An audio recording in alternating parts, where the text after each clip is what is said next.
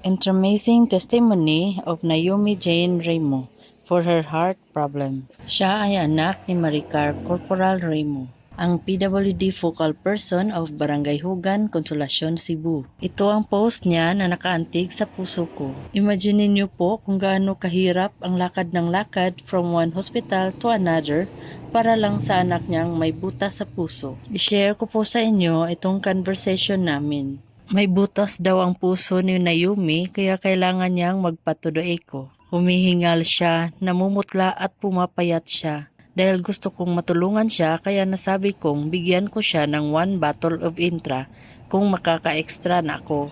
Gusto talaga ni Lord na matulungan ko siya kaya pinanalo niya ako sa online Super Mega Hope of Lifestyles noong April 19, 2024. Kaya ayun ang binigay ko sa kanya.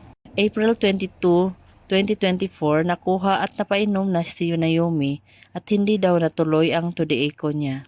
April 27, kinumusta ko anak niya at sabi niya na humihingi na daw ng pagkain at masigla na siya, hindi na daw tulad noong una na lagi lang daw natutulog. Noong April 29, kinumusta ko ulit siya at sabi niya na okay na daw ang anak niya at hindi na daw namumutla.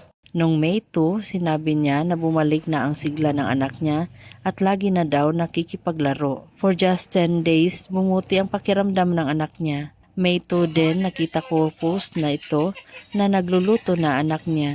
Kaya kung may health problem din kayo, message me in my page Christlove Intra Bukidnon para matulungan ko kayo.